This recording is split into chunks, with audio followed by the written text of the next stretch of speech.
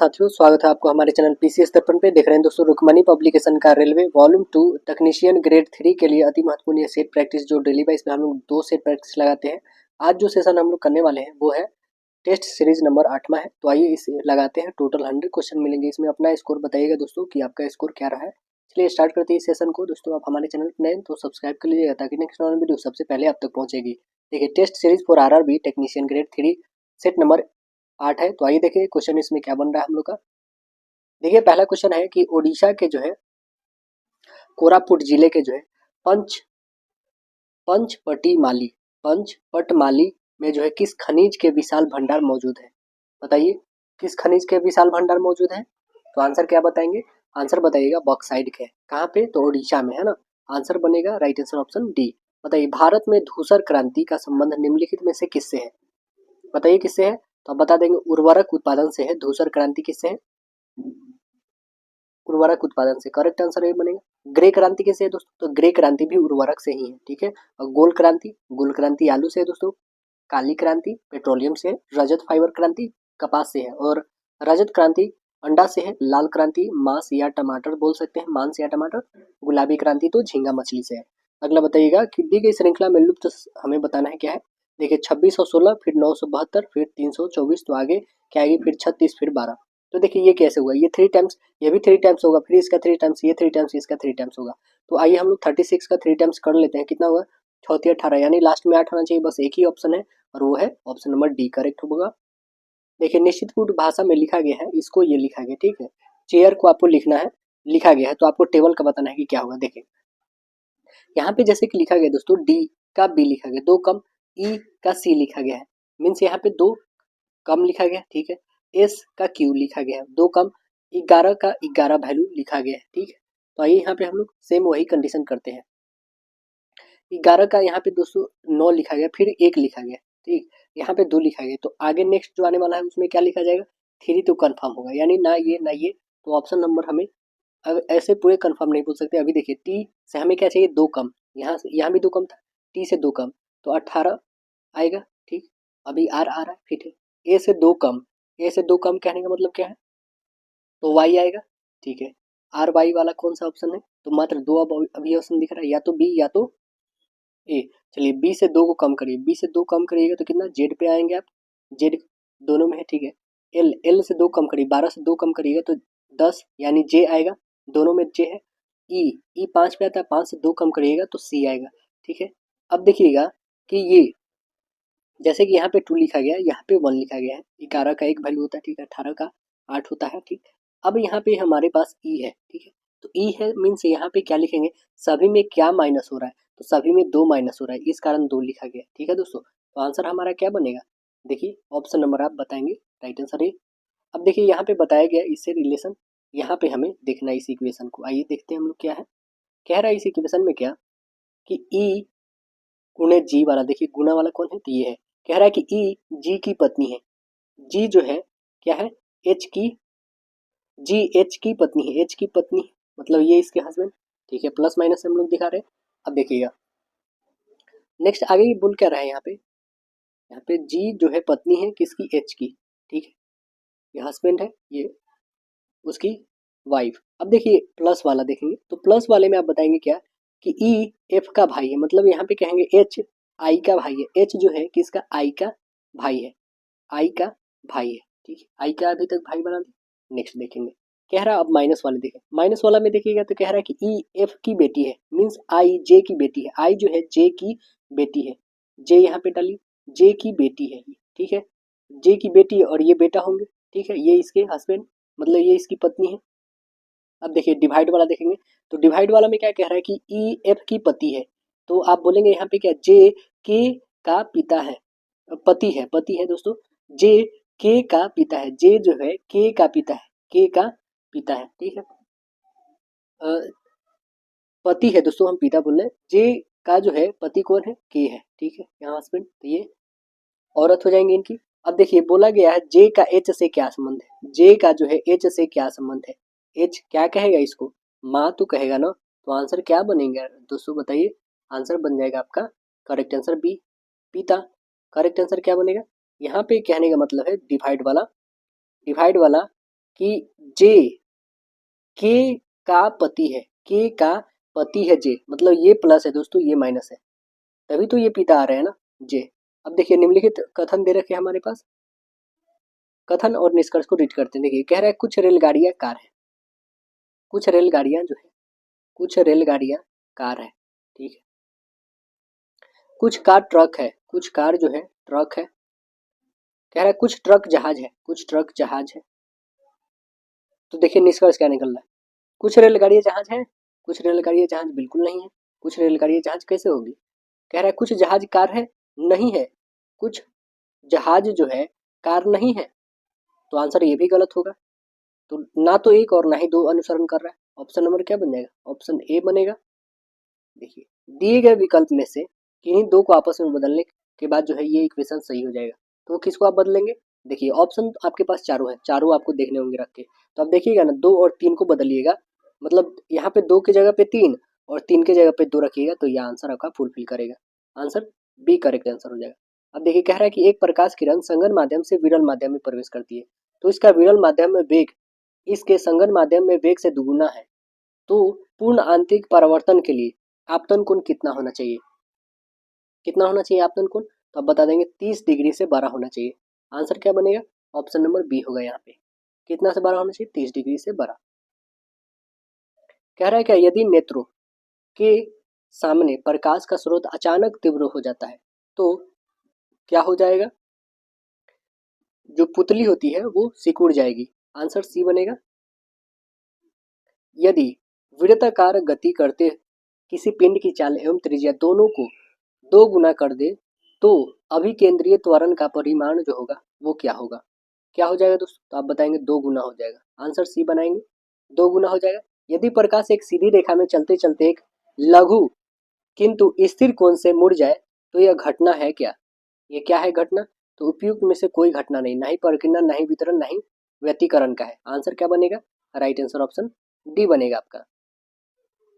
अगला क्वेश्चन बताइएगा। कह रहा है कि किसी दिए गए चालक की प्रतिरोधकता निर्भर करती है, किस पर निर्भर करती है?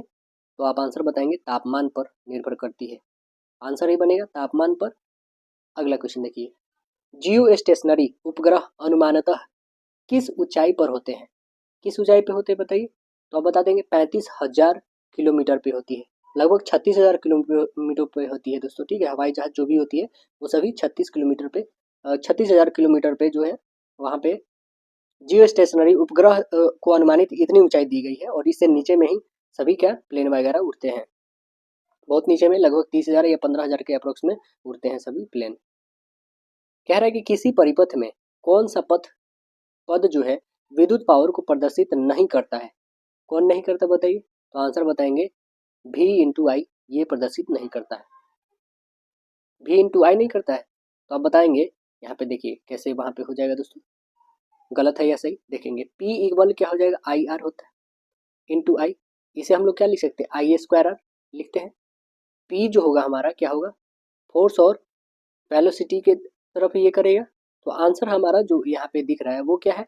आई आर स्क्वायर है ना। ये कौन सा पद जो है विद्युत पावर को प्रदर्शित नहीं करता है? तो ये नहीं करता है, आई आर स्क्वायर नहीं करता है, वी आई करता है दोस्तों, ठीक। अब देखिए 5 कूलम के आवेश दो बिंदुओं में से जिनके बीच 16 वोल्ट का जो है विभवांतर हो तो मूव करने में कितना कार्य किया जाएगा, ये हमें बतानी है। कितने कार्य किए जाएंगे? 1 किलोवाट बराबर कितना होता है? तो आप बताएंगे 3.6 गुने 10 के पावर 6 जूल होता है ना, इतना आपको पता होगा। 1 किलोवाट घंटा बराबर। तो आवेश की गति कराने के लिए किया गया कार्य क्या होगा? आपको फार्मूला याद होना चाहिए, Q इंटू होगा D V, 5 coulomb into 16 volt यानी 80 जूल हो जाएगा। तो आंसर क्या बताएगा? Right answer B. देखिए एक दुकानदार अपने माल को क्रय मूल्य से 80% अधिक मूल्य पर अंकित करता है, मतलब 100 की वस्तु है तो उसको 180 में मार्क करता है। अंकित मूल्य पे 48% का छूट देता है, मतलब वो 180 में से छूट दे रहा है 48%। तो हानि कितना होगा प्रतिशत, ये हमें बतानी है।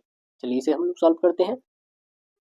देखिए पहले तो हम करेंगे, मान लेते हैं 100 यूनिट का है, इसका सीपी कॉस्ट है, कितना में खरीदा, मार्क कितना कर दिया, तो मार्क आप बोलेंगे 180, बढ़ जा रहा है, ठीक है। तो सेलिंग प्राइस कितना कर रहा है, तो आप बता देंगे 180 का वो कर रहा है 52, मतलब 48 का छूट दे रहा है, मतलब 52 में बेच रहा है। 52%। तो निकालिएगा कितना हो जाएगा 93.6 आ गया। तो हानि कितना होगा, तो आप लॉस बता देंगे। देख रहे हैं कि 100 में खरीद रहे हैं, बेच रहे हैं 93 रुपये में, तो लॉस हो गया। तो कितना का लॉस हुआ, तो देखिए यहाँ पे आप 100 में से 93 घटा दीजिए, यानी आपके पास आ जाएंगे 6.4 आ जाएंगे। 6.4 अपॉन हो जाएंगे 100 इंटू 100। इसे काटिए तो 6.4 बच गया। 6.4 को फ्रैक्शन में डाल लीजिए, इसको हटाइए तो 10 आ जाएगा। इसको काटिए 10 से तो आपके पास 5, और इसे काटिएगा 2 से तो 2 3 जा और 2 2 जा 32/5। इसे हम लोग लिख सकते हैं 6 5 जा 30 और 2, यानी 6 सही 2/5। कौन सा हो जाएगा 6 सही 2/5? राइट आंसर ऑप्शन डी बता दीजिएगा। देखिए अगला कह रहा है कि 2 वर्ष पहले एक गांव की जनसंख्या 12,000 थी। पिछले 2 वर्ष में गांव की जनसंख्या में क्रमशः 2.5 और 3% की वृद्धि हुई। तो गांव का वर्तमान जनसंख्या कितनी है, ये हमें बतानी है। वर्तमान जनसंख्या कितनी है, चलिए इसको हम लोग निकाल के देखते हैं। दिए गए 2 वर्ष पहले गांव की जनसंख्या वो कितनी थी, तो अब बता देंगे 12,000 थी। ठीक, और गांव की वर्तमान जनसंख्या कितनी हो जाएगी, तो 12,000 और कितना इंक्रीज कर रहा है, एक 2.5 तो एक 3% की वृद्धि। तो यहाँ पे लिखेंगे यानी एक 102.5 और एक जो हो रहा है यहाँ पे लिख दीजिए, जगह नहीं है, 103% हो जाएंगे। चलिए इसको काटिए, 2 जीरो से 2 जीरो, यहाँ पे 1 जीरो से 1 जीरो कैंसिल। अब इसको काट दीजिए, तो आप काटेंगे तो आपके पास कितने आ जाएंगे 12,600 इतना आ जाएंगे। ठीक है, देखेंगे ऑप्शन नंबर कौन सा है, तो आप ऑप्शन कौन सा है करेक्ट आंसर, राइट आंसर ये है आपका। देखिए कह रहा है साइन 58 अपॉन कॉस 32। सेम दोस्तों आप जो करे थे इससे पहले वाला सेट, उसमें सेम ऐसा ही कुछ लगभग था, तो बस वैसा ही करना है दोस्तों। जैसे साइन 58 है तो इसको कॉस में चेंज कर लीजिए, ताकि इसको कॉस से कॉस कैंसिल कर सकते हैं आप। तो इसका वैल्यू कितना हो जाएगा 1 हो जाएगा। ये क्वेश्चन है 80 किलोमीटर प्रति घंटा की चाल से चल रही रेलगाड़ी समान दिशा में 26 किलोमीटर प्रति घंटा की चाल से चल रही एक दूसरी रेलगाड़ी को 30 सेकंड में पार कर सकती है। तो दोनों रेलगाड़ी को संयुक्त लंबाई कितनी होगी, ये बतानी है। देखिए कितना इंपॉर्टेंट क्वेश्चन है दोस्तों।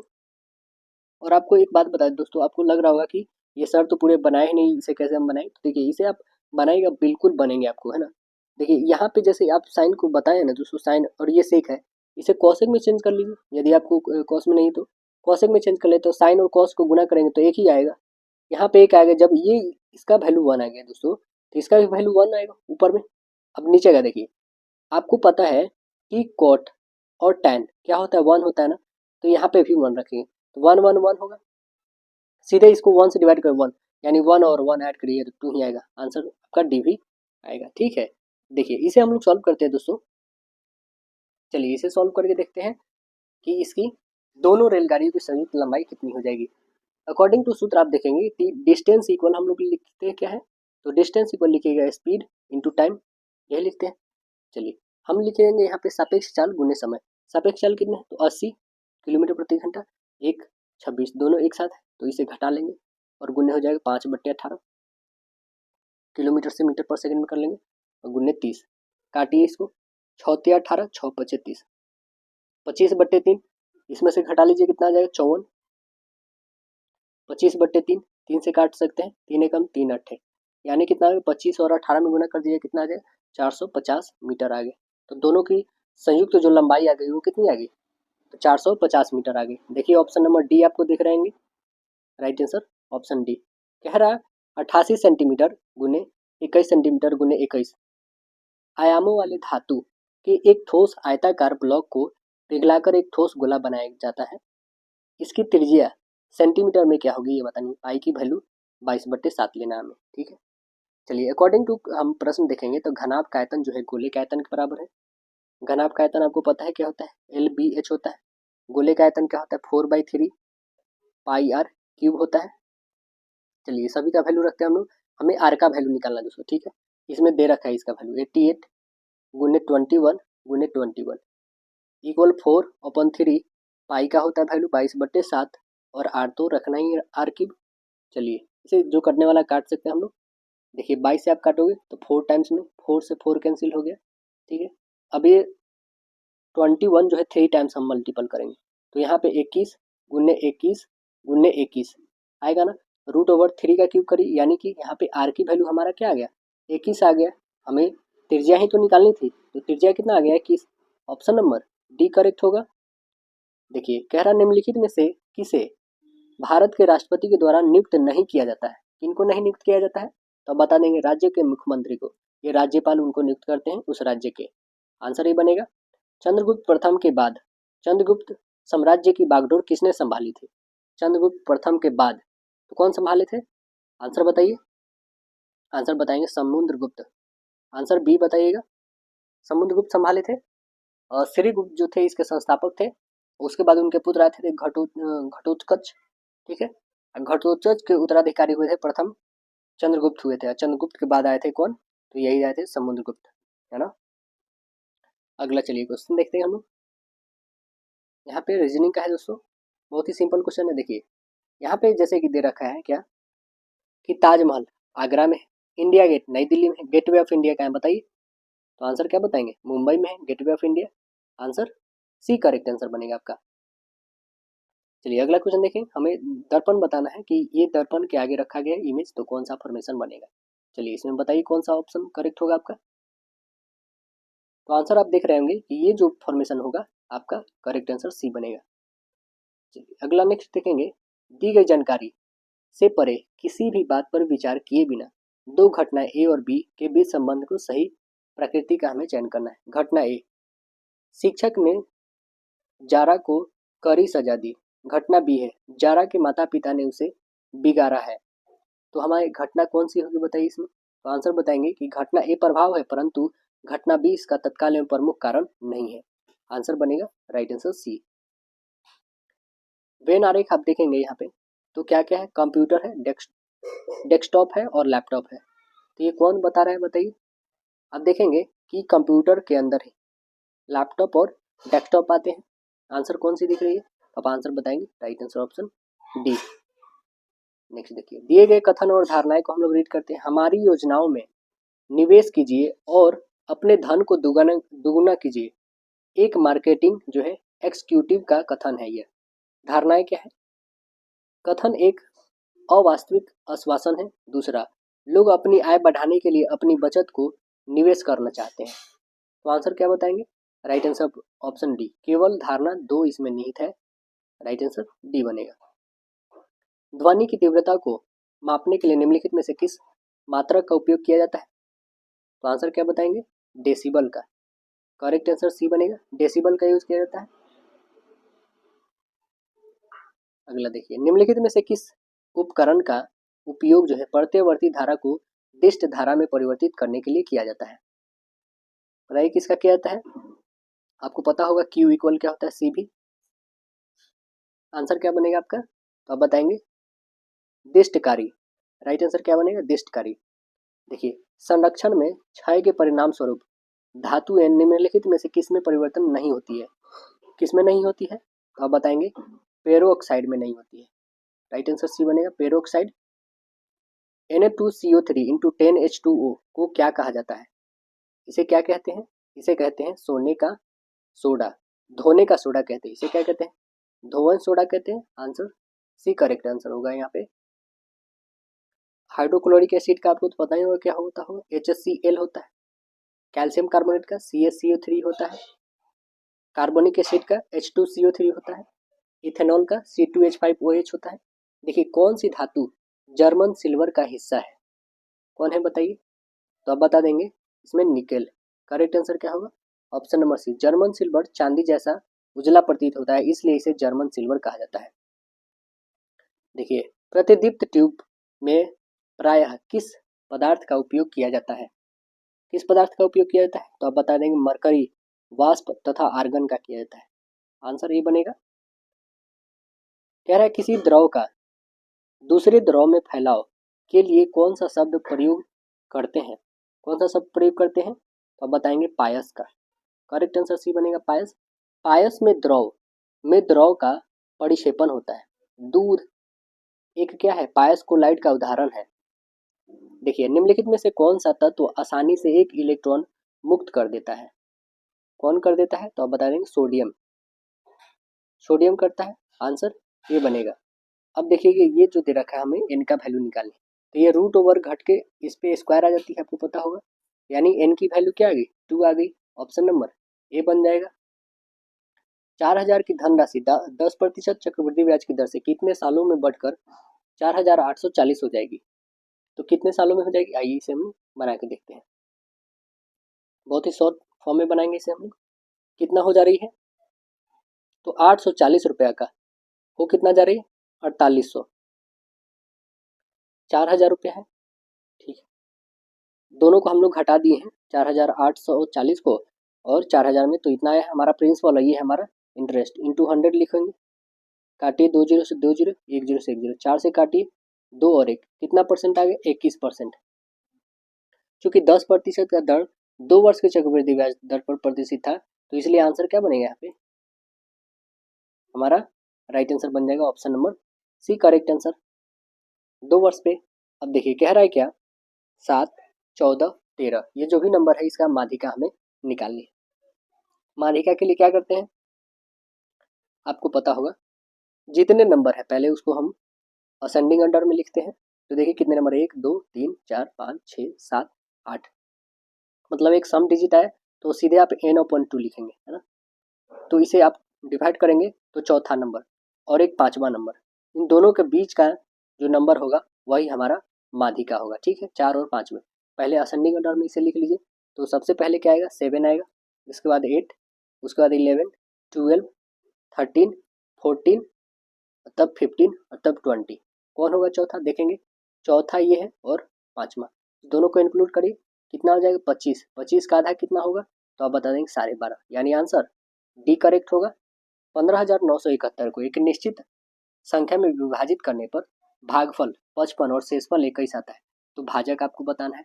चलिए बहुत ही सिंपल है, यदि फॉर्मूला याद होगा तो देखिए दोस्तों, भाज्य बराबर क्या होता है, भाज्य बराबर होता है भाजक गुने भागफल प्लस शेषफल। बस यहाँ पे रख दीजिए, भाज्य कितना दे रखा है तो बताएंगे 15,971 इक्वल, भाजक तो है नहीं तो इसको आप बी ले लें, ठीक है, और भागफल कितना दे रखा है 55 और प्लस आप कर देंगे 21, शेषफल दे रखा है। तो यहाँ पे बी आप फाइंड करोगे तो ये कितना हो जाएगा, बी को फाइंड करेंगे तो आपके पास आ जाएगा 15,971, 15,971 में से 21 घटा अपॉन में 55 आएगा। ठीक है, घटाइए तो कितने आ जाएंगे, आप काटोगे तो 290 आ जाएगा, यानी आंसर क्या आ गया आपके पास 90। देखिए तो कौन सा करेक्ट आंसर है, तो राइट आंसर आया आपके पास, राइट आंसर डी। देखिए 1200 सेब लड़कों के एक समूह के बीच में वितरित किया जाता है। प्रत्येक लड़के के समूह में मौजूद लड़कों की संख्या के 3 गुने के बराबर सेब मिली। समूह में लड़कों की संख्या क्या है ये बतानी है। तो आइए हम मान लेते हैं लड़कों की संख्या x है, तब प्रत्येक लड़कों के मिली सेब की संख्या कितनी हो जाएगी 3x।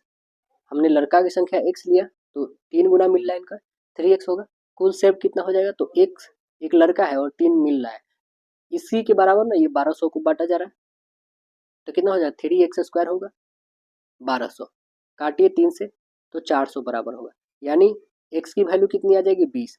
जब x हमने लड़का माना था तो टोटल कितने लड़के आ गए 20, करेक्ट आंसर आपका बी हो गया। भारत की इनमें से कौन सी नदी पूरब से पश्चिम की ओर बहती है, पूरब से पश्चिम की ओर कौन है बताइए, तो आप बता देंगे नर्मदा, आंसर सी बनेगा, नर्मदा बहती है। निम्नलिखित में से कौन सा बंदरगाह भारत के पूर्वी तट पर स्थित है, कौन है, तो आप बता देंगे तूतीकोरिन जो है ये पूर्वी तट पे है, आंसर सी बनेगा तूतीकोरिन। कोचीन बंदरगाह केरल तट पे स्थित है दोस्तों, भारत का सबसे अधिक विस्तृत परांगण वाला बंदरगाह कौन है, कोचीन ही है। अगला बताइए, दी गई आकृति में कितने त्रिभुज है, इसे हम लोग काउंट करना है। आप काउंट करेंगे तो टोटल आपके 8 त्रिभुजों की संख्या आएगी, आंसर ए बन जाएगा, त्रिभुजों की संख्या 8। नीचे दिए प्रश्न और तर्क को हमें पढ़ते हैं। कह रहा है क्या परीक्षा में नकल करने वाले छात्रों की दंडित किया जाना चाहिए, तर्क कह रहा नहीं, नकल करना सफल लोगों के बीच की आम बात है। दूसरा कह रहा हाँ, क्योंकि परीक्षाएं किसी व्यक्ति की क्षमता का आकलन करने के लिए आयोजित की जाती है, इसलिए इन्हें ईमानदारी से परीक्षा देना चाहिए। तो आंसर क्या बनेगा आप सभी जान रहे हैं दोस्तों, आंसर बनेगा केवल 2 इसकी पुष्टि कर रही है, राइट आंसर ये बनेगा। अगला बताइए, 4 अक्षर नीचे दिए गए जिसमें 3 एक समान है, एक अलग है, वो कौन है, देखिए कौन आ रहे हैं, तो ये देखिए 17 से 13 4, 13 से 9 4, देखिए ये 14 से 10 4, ये 10 से 6 4, ये 23 पे आता है, 19 पे आता है 4, ये देखिए 19 पे, ये 15 पे -4, यहाँ देखिए ये 24 पे 19 पे -5। देखिए यही सबसे अलग आ गया -5, सभी -4 थे। चलिए अगला क्वेश्चन देखिए, कह रहा नीचे दिए गए कथन 1 2 3 में उनको आपको निर्णय लेना है कि कौन सा कथन पर्याप्त है। सासा का स्कूल कितनी दूर है? सासा 9वीं कक्षा की छात्रा है। सासा की माँ पहले उसे स्कूल छोड़ती है और फिर अपने कार्यालय जाती है और 10 किलोमीटर दूर है, जो कि उसका कार्यालय कितना है, 10 किलोमीटर दूर है। सासा बस से 15 मिनट में और साइकिल से 30 मिनट में यात्रा करती है। तो आंसर क्या बन जाएगा यहाँ पे? आंसर बनेगा सूचना अपर्याप्त है, पता ही नहीं चल रहा है। उसकी माँ न चल जा रही है 10 किलोमीटर अपने कार्यालय वहाँ से, बट उसकी स्कूल का तो पता ही नहीं चला स्कूल कितनी दूर है। तो आंसर बनेगा आखिरी अपर्याप्त है। देखिए बताना है उत्तराखंड, मसूरी मसूरी जो है उत्तराखंड में, तो शिलोंग किस राज्य में है बताइए? तो शिलोंग जो है आप बता देंगे मेघालय में है। आंसर क्या बताएंगे? मेघालय। Correct answer C. निम्नलिखित में से कौन सा प्रतिक्रिया की दर को धीमी करती है? प्रतिक्रिया की दर को धीमा कौन करता है? ऋणात्मक उत्प्रेरक जो है धीमा करता है। आंसर डी बनेगा। निम्न ऑक्साइडों में कौन सा जल में घुलनशील है? निम्न ऑक्साइड में कौन सा जल में घुलनशील है? तो आप देखेंगे कौन जल में घुलनशील है? CaO है। कौन है? कैल्शियम ऑक्साइड जो है जल में घुलनशील है। आंसर ये बनेगा। नीला थोथा का रासायनिक नाम बताइएगा। नीला थोथा का रासायनिक नाम, तो आंसर बताएंगे कॉपर सल्फेट। आंसर ये बनेगा कॉपर सल्फेट, नीला थोथा। अगला क्वेश्चन देखिएगा, कह रहा वायु के संपर्क में आने पर, वायु के संपर्क में आने के कुछ समय बाद चांदी के गहने काले पड़ जाते हैं। क्यों पड़ जाते हैं काले? क्योंकि चांदी वायु में मौजूद सल्फर के साथ अभिक्रिया करके सल्फर सिल्वर सल्फाइड बना लेती है, इस कारण। करेक्ट आंसर सी बनेगा, सिल्वर सल्फाइड बना लेती है, इस कारण वो काली हो जाती है। निम्नलिखित में से कौन सा तत्व कमरे के ताप पर अभिलक्षणिक गंध युक्त हरी पीली गैस के रूप में होती है? कौन सी है? इसका नाम है क्लोरीन। आंसर डी बनेगा क्लोरीन। दृढ़ता प्रदान करने वाले उत्तक समूह कौन है? दृढ़ता प्रदान करने वाले उत्तक समूह कौन है? तो आंसर बताएंगे स्थूल कोण उत्तक, दृढ़ कोण, दुर्धतक और दारू या फिर जाइलम। करेक्ट आंसर बी बनेगा। निम्नलिखित में कौन सा पौधा सर्पगंधा कहलाता है? सर्पगंधा कौन कहलाता है? तो आंसर बताएंगे रोब रोबोलिफिया। कौन है? रोबोलोफिया कहलाती है। कौन सा पौधा जो है सर्पगंधा कहलाता है? तो रोबोलोफिया। अगला देखिएगा, कह रहा है कि मूल रोम अधिक विकसित होता है। किस में होता है मूल रोम सबसे ज्यादा विकसित? तो आंसर बताएंगे साकों में होता है। आंसर ही बनेगा किसमें? साकों में होता है। अगला देखेंगे, एक साइकिल चालक को एक निश्चित दूरी तय करने में 13 घंटा का समय लगता है। वह पहली आधी दूरी 7 किलोमीटर प्रति घंटा की चाल से तय करता है और दूसरी आधी दूरी 6 किलोमीटर प्रति घंटा की चाल से तय करता है। तो दूरी हमें ज्ञात करना है। देखिए औसत चाल आपको पता होगा कैसे निकालेंगे, 2s1 इंटू s2 अपन s1 प्लस s2 होता है ना, यानी क्या लिखेंगे 2 इंटू 7 इंटू 6 अपन होगा 7 प्लस 6, कितना हो जाएगा 84 अपन 13। ये कटेगा क्या? नहीं कटेगा, इसे 13 से मल्टीप्लाई करेंगे। दूरी होता है औसत चाल गुने समय, तो ये काटिए कितना आ जाएगा 84 किलोमीटर। आंसर क्या बनेगा? Right answer option B correct होगा।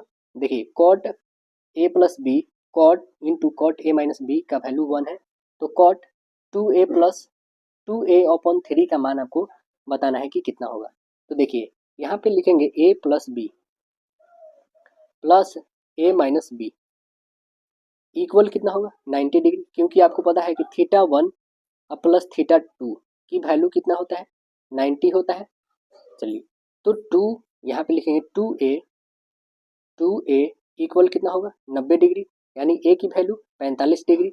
बस यहाँ पे रखिए a की वैल्यू 45, यहाँ 45 रखिएगा मतलब 90, 90 को 3 से डिवाइड कर दिए कितना हो जाएगा 30 डिग्री। तो कॉट 30 का क्या होता है √3 होता है, यानी आंसर आपके सामने a बन जाएगा। बताइए एक रेलगाड़ी इसकी समान दिशा 5 किलोमीटर प्रति घंटा और 7 किलोमीटर प्रति घंटा की चाल से चल रहे दो लड़कों के क्रम से 6 सेकंड और 9 सेकंड में पूरी तरह से पार कर जाती है। तो रेलगाड़ी की लंबाई हमें बतानी है। तो मान लेते हैं रेलगाड़ी की लंबाई कितनी है l है, तब अकॉर्डिंग टू प्रश्न लेंगे क्या l/6 माइनस l/9, ये 7 - 5 इंटू करती है 5/1, 18 से, ठीक है। चलिए इसे हम लोग एलसीएम ले लेंगे तो कितना हो जाएगा, यहाँ पे सीधे आप एलसीएम ले लोगे तो 9 6 54 भी लिख सकते हैं या फिर 9 इंटू 6 भी रख सकते हैं, ठीक है। यहाँ पे लिखिए कितना होगा, 9L माइनस 6L होगा इक्वल, यहाँ पे घटा दोगे तो 2 और 2 से काटोगे तो 9, 2 गुने 5/18 हो जाएगा, ठीक है। अब इसे काट सकते हैं, 9 दूना, ये 2 से 2 कैंसिल यानी 5, 6 5 30 हो जाएगा और 9 में से 3 घटाएंगे तो 3, 3 इक्वल 30 यानी 1 इक्वल कितना हो जाएगा 10। तो हमारा कितना रेलगाड़ी की लंबाई कितनी आ गई, 10 मीटर। आंसर क्या बन जाएगा, ऑप्शन ए। एक व्यक्ति के एक वाहन जो है इतना रुपए में खरीदा गया, इतना में बेच दिया गया, तो वाहन की बिक्रय हुई प्रतिशत लाभ कितना, स्वाभाविक बात है इसे लाभ ही होगा। कितना है 660920, ठीक है। 6,60,920 में उसने बेच दिया और खरीदा था कितना में, तो 5,54,94,828 में। बस इसमें से घटा लीजिए तो कितने आ जाएंगे आपके, घटा लेंगे तो 94828 को घटाएंगे तो आपके पास आ जाएंगे 66,092, ठीक है। ये आपके क्या आ गए, प्रॉफिट आ गए, ये आपके कॉस्ट प्राइस, ये आपके सेलिंग प्राइस। तो यहाँ से प्रॉफिट निकाल लीजिए, profit upon 66,092 cost price, cost price कितना है 594828 इंटू 100। बस इसे आप कैलकुलेट करेंगे तो कैलकुलेट करिएगा तो आपके पास आ जाएंगे 11 सही 1/9%। करेक्ट आंसर सी बन जाएगा। क्वेश्चन है दोस्तों बहुत ही सिंपल है, यहाँ पे सिंप्लीफाई है। देखिए क्या कह रहा है यहाँ पे कि ए स्क्वायर दे रखा है, बी स्क्वायर दे रखा है, तो आप खुद देखो ए स्क्वायर माइनस बी स्क्वायर है और नीचे में लिख रहा है आपके पास क्या, तो 2.3 और 6.1। यहाँ पे आप एक तरह से देखेंगे दोस्तों, यदि आप ये 3 से मल्टीपल तो ये होगी नहीं, ठीक है। तो ये किससे मल्टीपल कर सकते हैं हम लोग, नीचे में यूं ही रहने देते, ठीक है। अब देखो एक ऊपर करो प्लस, एक करो माइनस, ठीक है। चलो क्योंकि ए स्क्वायर माइनस बी स्क्वायर का फॉर्मूला होता है ए प्लस बी और एक होता है ए माइनस बी, ठीक है। और नीचे में हमारा 2.3 इंटू 6.1 रहेगा, ठीक है। ए को प्लस करो तो प्लस करोगे कितना आ जाएगा, तो आप खुद देख लो 4.2 और 1.9 ऐड करेंगे तो 9 3 9 2 11, ठीक है, कैरी 1 5 1 6 यानी 6.1 आया। इंटू करेंगे एक घटा दो तो 12 में से 9 तो 3 और 3 में से 1 तो 2 यानी 2 3, तो यानी दोनों कट जाएंगे तो आंसर बनेगा क्या, ऑप्शन नंबर सी बनेगा, एक आएगा। चलिए अगला देखिए, हाल ही में गुजरात के बड़ोदरा स्थित भारत का पहला राष्ट्रीय रेल और परिवहन संस्थान का नाम बदलकर क्या नाम रखा गया है, इसका इसका नाम क्या रख दिया गया है, तो गति शक्ति विश्वविद्यालय नाम रख दिया गया है। आंसर बनेगा ऑप्शन नंबर ए बनेगा, यहाँ पे क्या नाम रख दिया गया है, गति शक्ति विश्वविद्यालय। बताइएगा अगला, भारत सरकार ने हर साल एक तिथि को संविधान हत्या दिवस के रूप में जो है मनाने का निर्णय लिया है, वो कब, संविधान हत्या दिवस, तो आंसर बताइएगा 25 जून को, आंसर ए बनेगा। आखिर ये क्यों हत्या दिवस मनाने का निर्णय लिया गया, थोड़ा बात सुनिएगा।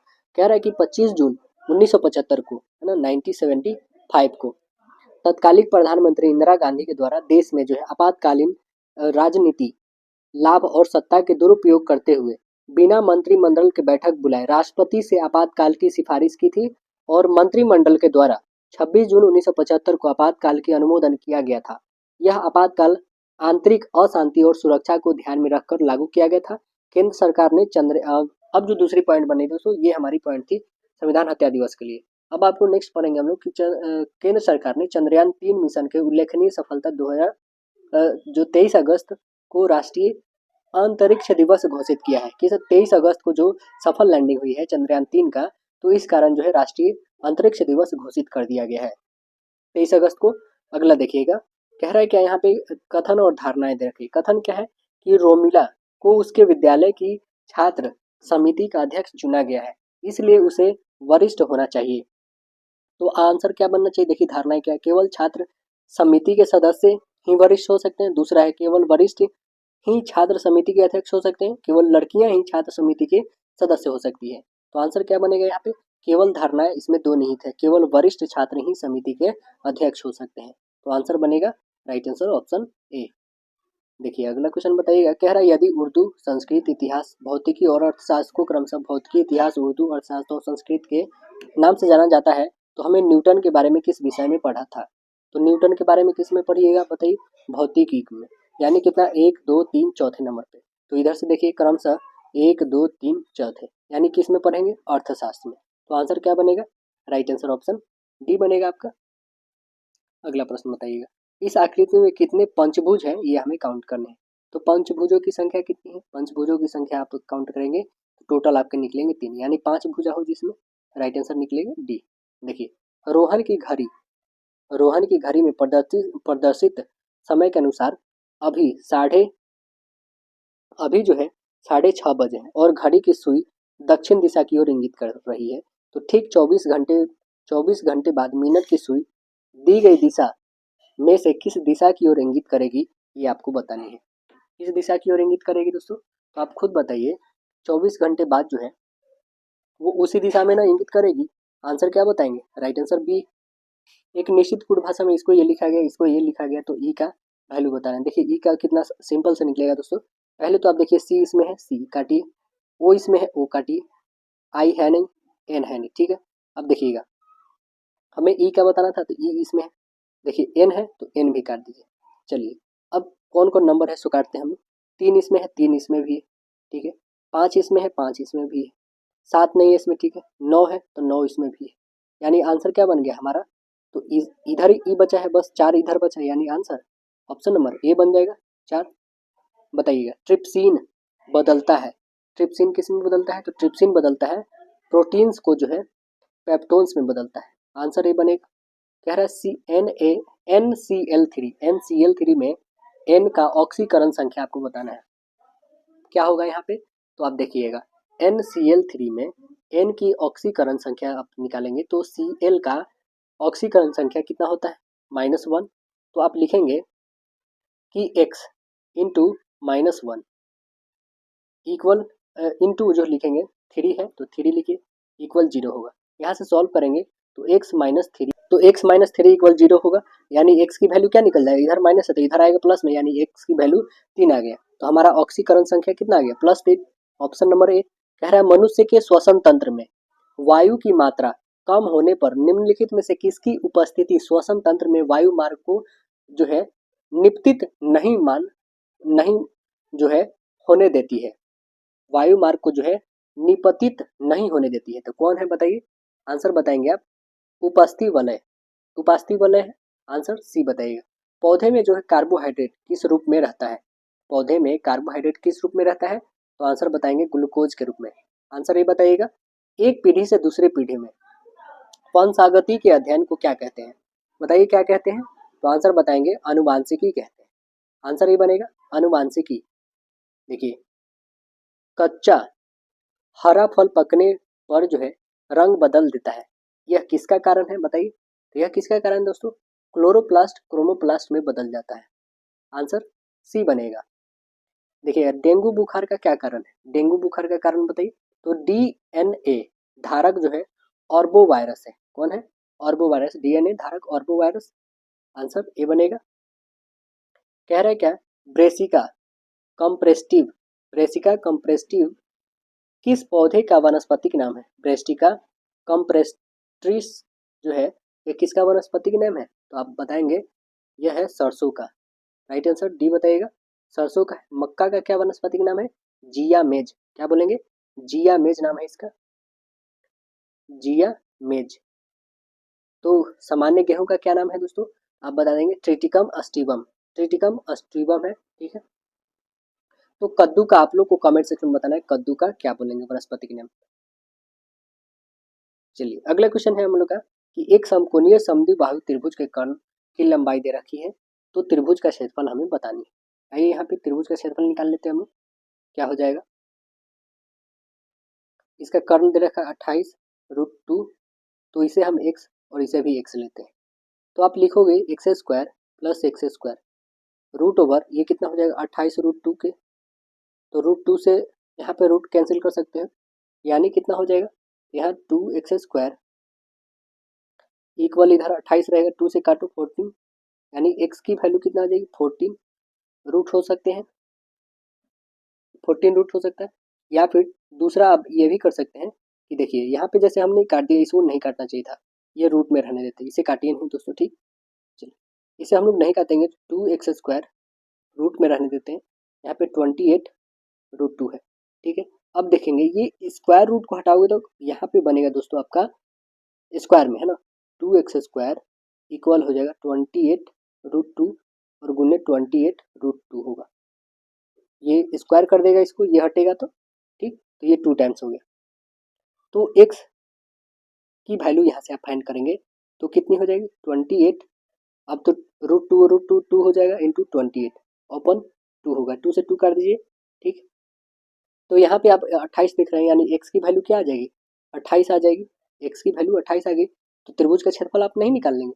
त्रिभुज का क्षेत्रफल क्या होता है 1/2 आधार, आधार कितना निकलेगा 28 गुने ऊंचाई कितना है 28√2, 28 ही तो है, ऊंचाई भी हमारा क्या है 28 है, तो √2 हमारा कर्ण है, इसको काट दीजिए 14, 14 और 28 में गुना कर दीजिएगा 392, 392। देखिए ये तो एक प्रोसेस था जो हमारा ऑप्शन नंबर सी आया। चलिए दूसरा प्रोसेस आपको बता दें, बहुत ही सिंपल, यदि आपको फार्मूला पे बेसिस हो तो कितना शॉर्ट बनेगा कि कर्ण का होल स्क्वायर अपॉन 4, बस इतना ही तो करनी है।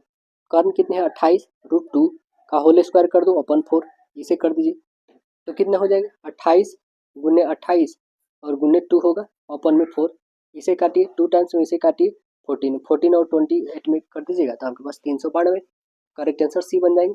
देखिए वो छोटी छोटी संख्या ज्ञात कीजिए जो 18, 30, 40 और 45 से विभाजित करने पर प्रत्येक मामले में 7 शेष बचते हैं। तो आप पहले क्या करेंगे 18 से, 18 जो है 2 और 3 का गुणज है, ठीक है, 3 2 इंटू 5 आप 30 कर सकते हैं। यहाँ पे 40 को रखेंगे 2 गुने 2 गुने 2 गुने 5 कर सकते हैं। 45 को 3 गुने 3 गुने 5 कर सकते हैं हम। तो ये सभी का एलसीएम आप निकालोगे तो 360 आ जाएगा, ठीक। तो हमें क्या निकालना है 360। अब जो शेष 7 बच जाता है, 7 ऐड कर दीजिए 367 आ गए। ये कभी भी इस नंबर से भाग करेंगे तो आपके पास 7 शेष रहेंगे। तो आंसर कौन सा आया, आंसर आया बी करेक्ट। एक व्यक्ति एक वस्तु को खरीदता है और 20% हानि पर बेच देता है। यदि वह उस वस्तु को 30% कम मूल्य पर खरीदता और 125 रुपये अधिक पर बेचता तो वह 50% का लाभ अर्जित करता। तो वस्तु का क्रय मूल्य हमें बताना है कितना होगा। तो आइए वस्तु का क्रय मूल्य निकाल लेते हैं, कितना हो जाएगा यहाँ पे देखिएगा। यहाँ पे जो हमारा वस्तु का क्रय मूल्य होगा 100 रुपया हम मान लेते हैं, कॉस्ट प्राइस हमारा कितना है 100 रुपया।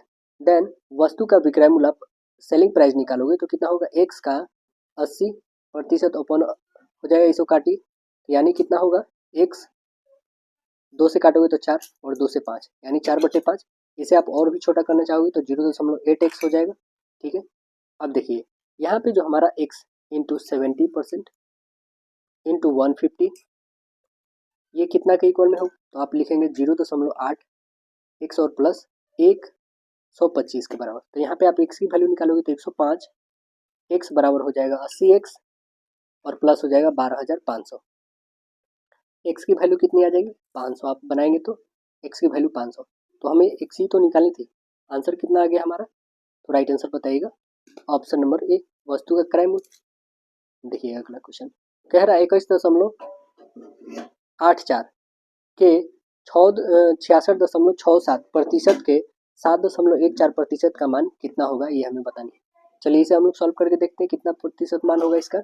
देखिएगा यहाँ पे जो है 21.84 का यहाँ पे 66 जो लिखा गया है ना दोस्तों 66.67, इसका पता है फ्रैक्शन वैल्यू आपको पता होना चाहिए 2/3 होता है दोस्तों। तो इसके बदले हम लोग 2/3 लिख सकते हैं, सीधे 2/3 लिखिए इंटू 1 जो है हमारे पास कितना होगा 14, ये किसका वैल्यू तो 7/7 इंटू 1 4 का जो है फ्रैक्शन वैल्यू मैंने बताया, ठीक है। चलिए अब इसको काट दीजिए दोस्तों, यहाँ पे आप काटो दोगे तो आपके पास कितने आ जाएंगे, इसे काटिएगा आप कैलकुलेट करेंगे तो 1.04 आ जाएंगे। आंसर कौन सा है देखिए 1.04, ऑप्शन नंबर ए है दोस्तों, राइट आंसर ये बने। निम्नलिखित में से कौन सी संख्या 4, 7, 23 से विभाज्य है, बताइए कौन है। तो सभी का हम लोग एलसीएम निकाल लेंगे, 644 आ रहा है, 644 यही है ना, आंसर बी बन जाएगा आपका। कह रहा है क्या पेरिस ओलंपिक खेल 2024 में भाग लेने वाले भारतीय खिलाड़ी को प्रोत्साहित करने के लिए कौन सा पहल शुरू किया गया था, बताइए कौन सा पहल शुरू किया गया था। Let's move India, answer D बनेगा लेट्स मूव इंडिया। वर्तमान में नेशनल ग्रीन ट्रिब्यूनल NGT का अध्यक्ष कौन है? तो आंसर बताएंगे प्रकाश श्रीवास्तव। आंसर ये बनेगा प्रकाश श्रीवास्तव। P Q से लंबा है, R S से लंबा है। यदि S Q से लंबा है परंतु P से छोटा है और P R से छोटा है तो कौन सबसे लंबा होगा, ये हमें बतानी है। R क्या है? P से लंबा है, P S से लंबा है, S Q से लंबा है, तो सबसे लंबा कौन है? R दिख रहा है। आंसर क्या बन जाएगा? D बन जाएगा। एक आदमी 30 मीटर दक्षिण की ओर चलता है, फिर अपनी बाईं ओर मुड़ जाता है। दक्षिण की ओर चलता है, अपनी बाईं ओर मुड़ता है, ठीक है। ये जो है एक आदमी दक्षिण की ओर चला, ठीक है, दक्षिण की ओर चला, इधर से, यहाँ से वो दक्षिण की ओर चला। दक्षिण से वो कहाँ मुड़ता है दोस्तों? तो आप बता देंगे बाईं ओर। दाईं ओर मुड़ता है, दाईं ओर मतलब इधर मुड़ता है, ठीक है। इसका दाईं ये इधर दाईं ओर मुड़ा, ठीक है। दाईं ओर मुड़ता है, 30 मीटर चलता है, ये 30 मीटर चला, ये भी 30 मीटर चला। अब फिर जो क्या करता है दोस्तों, फिर बाईं ओर मुड़ जाता है। बाईं ओर मुड़ने के बाद 20 मीटर, ये बाईं चला 20 मीटर। अब फिर जो है क्या करता है कि बाईं ओर मुड़ता है और 30 मीटर चलता है। बाईं ओर मुड़ के 30 चला, ठीक है। अब आपको बताना है कि शुरुआती बिंदु से कितनी दूरी है। शुरुआती से कितना, ये 30 और यहाँ पे भी 20, तो कितना, 50 metre. Answer, right answer D बन जाएगा आपका। यदि अंग्रेजी वर्णमाला के बाएं से दाएं हर तीसरा अक्षर हटा दिया जाए तो प्राप्त नई श्रृंखला में दाएं से नौवां अक्षर कौन होगा, ये आपको बतानी है। दाएं से नौवां अक्षर कौन होगा? प्रत्येक तीसरे संख्या को हटाया जाता है, मतलब बात समझ रहे हैं। ABCDEFGH, जैसे हम इतना ही लिख के आपको बता देते, ये तीसरा है ना, ये तीसरा ऐसे हटाया जा रहा है दोस्तों, है ना। ये तीसरा तीसरा वर्ड को हटा दिया गया, जैसे आई है तो इसे भी।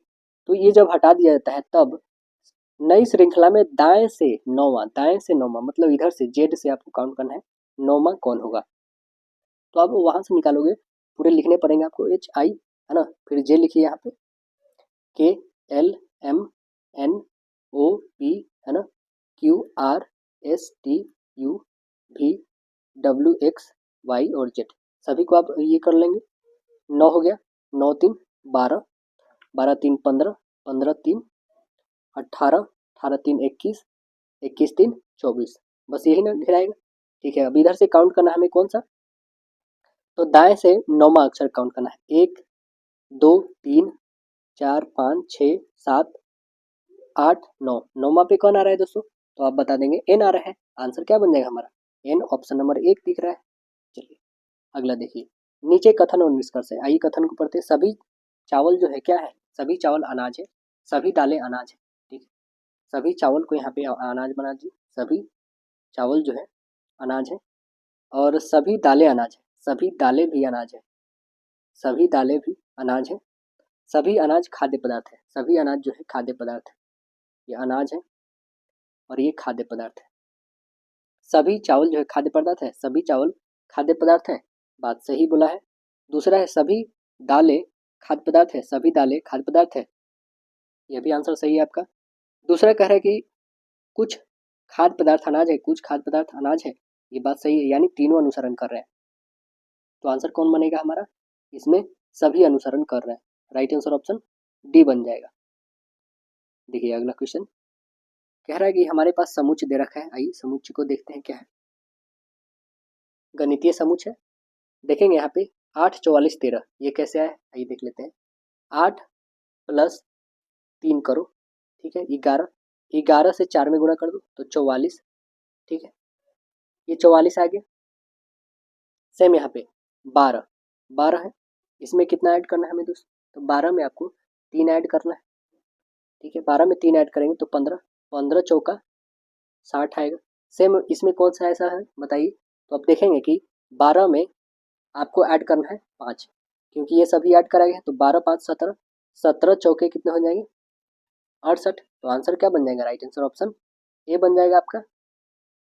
बताइए अगला क्वेश्चन है क्या कि चल जोड़ों पर दो हड्डी के बीच पाए जाने वाले जो है स्नेहन जो द्रव है उसको डैश कहा जाता है, उसको क्या कहते हैं? तो उसे कहते हैं सोनोवियल, सोनोवियल फ्लूइड, सोनोवियल फ्लूइड कहते हैं। आंसर ए बनेगा। अगला देखिए, निम्नलिखित में से कौन सा प्रमुख महिला जो है सेक्स हार्मोन है? निम्नलिखित में से कौन सा प्रमुख महिला जो है सेक्स हार्मोन है? तो आंसर क्या बताएंगे? आंसर बनेगा एस्ट्रोजन। राइट आंसर सी बनेगा।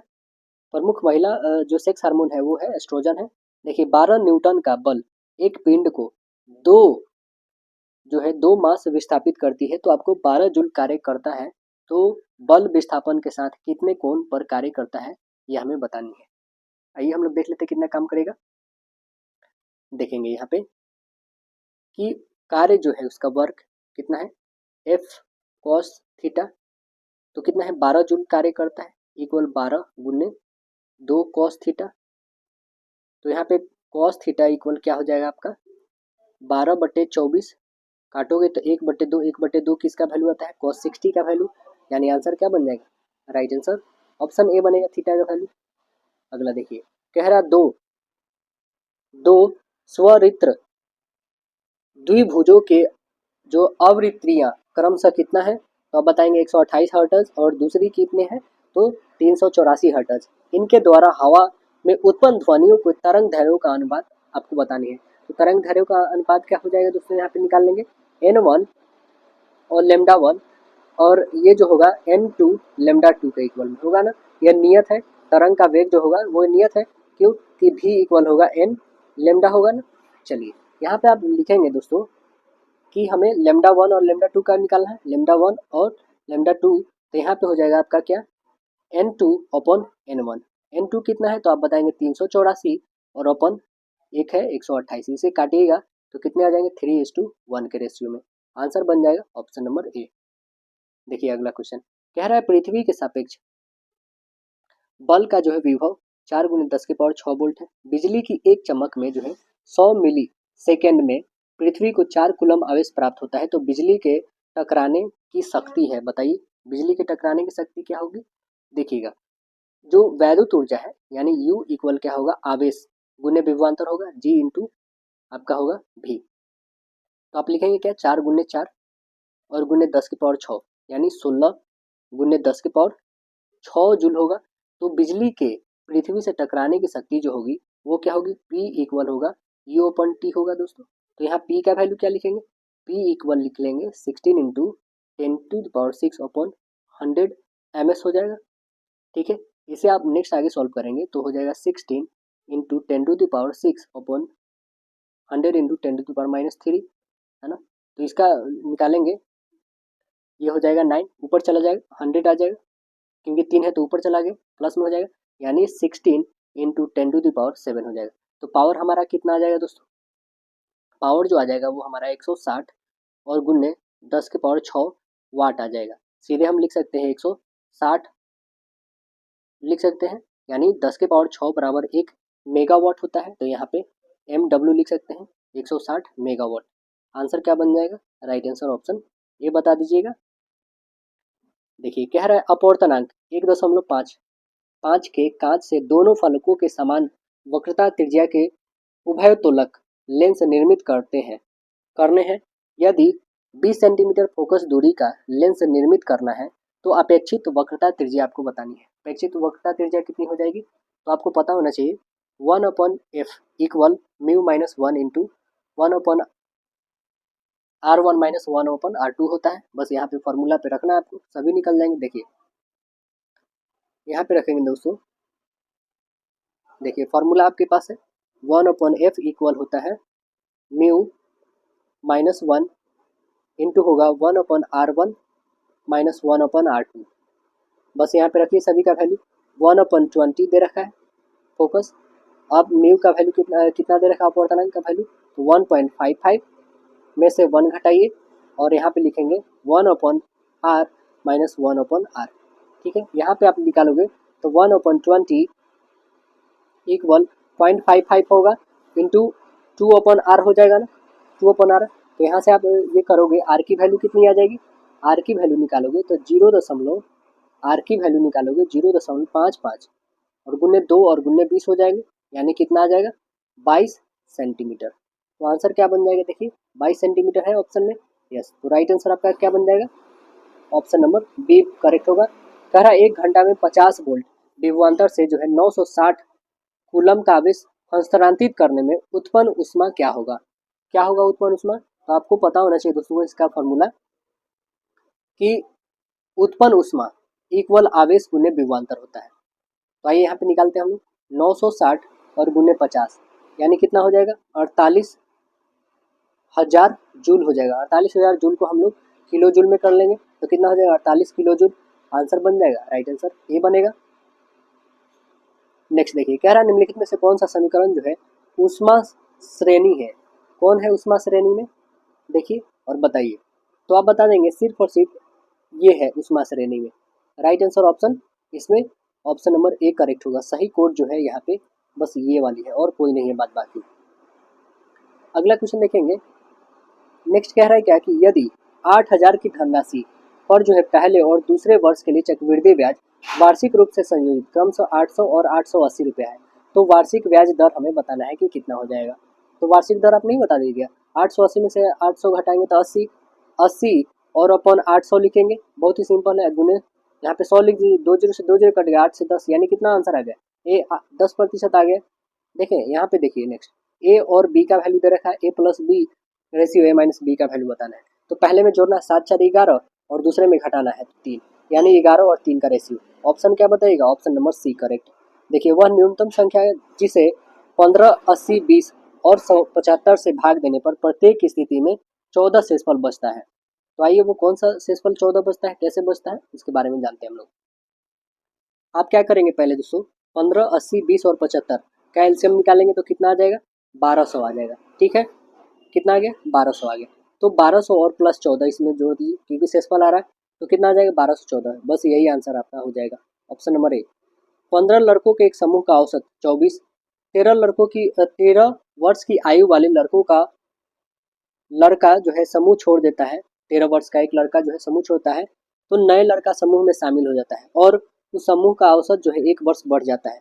तो नए लड़के की औसत क्या होगी ये बतानी है, बहुत ही सिंपल है। पहले क्या करेंगे दोस्तों, हम यहाँ पे करेंगे 13 और प्लस 15 और गुने 1 करेंगे। ठीक, तो ये इसमें निकालेंगे 13 और प्लस 15 यानी कितना आ जाएगा 28 वर्ष। तो आंसर क्या बताइएगा, राइट आंसर ऑप्शन सी बताएंगे 28 वर्ष। लास्ट क्वेश्चन हम लोग का क्या है दोस्तों, देखिए कह रहा है कि एक वस्तु 1600 रुपये में बेचने पर एक व्यापारी को 20% की हानि होती है। 25% का लाभ अर्जित करने के लिए उस वस्तु को किस पर बेचना चाहिए, कितने मूल्य पर बेचना चाहिए 25% लाभ कमाने के लिए। तो आप कहेंगे क्या 1600 और गुन्ने 125, 25% लाभ कमाने की अपन 80, 20% की कहानी होती है। तो चलिए इसे काटिए, 8 से काटेंगे 20 यानी 125 दूने कितना हो जाएगा, तो 5 दूना की 10, 2 4 5 और ये हो जाएगा कितना हो जाएगा 2 कम 2 और 1 जीरो है तो 1 जीरो यानी कितने आ गए दोस्तों, आप आंसर बताएंगे ऑप्शन नंबर सी, राइट हो गया ऑप्शन सी। तो आशा है दोस्तों वीडियो पसंद आएगा, फिर मिलते हैं अगले सेट में, जब तक के लिए धन्यवाद।